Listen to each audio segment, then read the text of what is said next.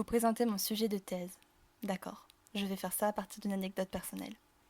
Sur le chemin de l'école, devant la mairie, à l'âge de 7 ans, je demande. Dis maman, qu'est-ce qui a raison? M plus E, ça fait me, on a raison, pas les autres, hein? Les autres, c'est ceux qui ne parlent pas français. À l'époque, on commence l'anglais.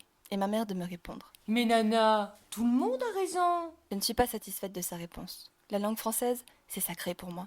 J'ai eu 40 sur 40 au Dicodor. L'orthographe, c'est un jeu. La conjugaison, de l'amour. Et les natures grammaticales, de la passion. Quelquefois, quand je lis certains mots, j'ai encore dans la tête des chœurs de voix d'enfants qui résonnent. Par exemple, quand je lis « et », j'entends Conjonction de coordination. Au collège, ma professeure est une puriste. Tant mieux. Et puis maintenant, j'étudie en ville et je ne suis plus dans un village. Les gens sont différents, nombreux. J'apprends à comprendre et à me faire comprendre. Et l'argot des banlieues arrive dans le coin. Alors on commence à dire Wesh. Enfin, les wesh wesh disent wesh. Et ceux qui écoutent du rap, quoi. Pas moi. Moi, j'écoute du néo-métal. Ouais, moi, j'écoute System of a Down. J'entends le mot ouf. C'est quoi ce délire? Ça prend autant de temps que de dire fou. Et le mot fou, il est beau le mot fou. Et il y a Ziva aussi. Mais Ziva, j'aime bien. Je le dis pas, mais j'essaye en cachette. Je m'entraîne, ça sonne bien. J'y vais. Là, je comprends que ça peut être ludique. Ça, c'est du verlan. C'est un des traits de ce qu'on appelle le français contemporain des cités, comme l'usage d'apocope, d'aphérèse ou d'emprunt des langues étrangères.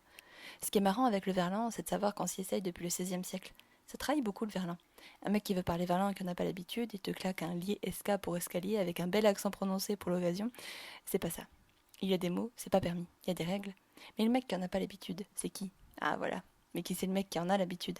C'est le jeune, celui qui ne sait plus parler le français. C'est celui qui vient de la banlieue, le mec de cité. C'est celui qui porte une casquette. L'autre, celui qui ne te ressemble pas. Ouais, mais en fait, il faut savoir que maintenant, il ne suffit plus de venir du 93 pour parler comme ça. Aujourd'hui, pas mal de jeunes et de moins jeunes parlent comme ça. Bah ouais, on parle comme ça depuis les années 80 en France quand même. Comme as. Disons que le mec qui parle comme ça, c'est aussi celui qui écoute du rap. Parce que le rap, c'est un véritable laboratoire de cet argot. C'est pour ça que je parle des années 80. Avant, on parlait argot aussi, évidemment. C'est pas arrivé du jour au lendemain. La première attestation date du XIIe siècle, et d'ailleurs de la ville même de mon collège, dans le nord de la France. On n'a pas toujours aimé l'argot, ça c'est sûr. Il était spécifique aux voleurs, gens de mauvaises mœurs. Sa première fonction était cryptique, on se cachait derrière sa langue. L'argot est hors la loi, et avec cartouche puis vidoc, on commence petit à petit à s'en éprendre. C'est marrant d'en parler dans les salons bourgeois.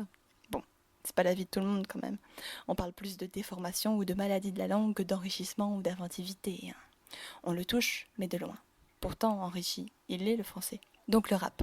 Un jour, je me suis dit, allez, écoute, fais un effort. Faut savoir que pour moi, le rap, c'était Camaro. Question culture hip-hop, je pouvais faire mieux, alors j'ai écouté B-James, Kazi, Al, Virus. Là, j'ai compris. J'ai compris le rap, j'ai compris la langue, j'ai compris son pouvoir et ses inégalités. C'était aussi fou que de lire Bourdieu. Alors, parler cette langue du bitume, c'est un peu faire un gros fuck à la langue française? Mais c'est quoi le problème? La belle langue, le trésor linguistique, tout ça? Bah avec le temps, j'ai compris ce que c'était la langue et que c'en étaient les orfèvres les plus intéressants. Alors, Nana, 7 ans, qui a raison? Celui qui s'amuse de la langue pour exprimer ses passions et ses révoltes. Et c'est ce que les institutions devraient apprendre. Et ça, c'est mon sujet de thèse.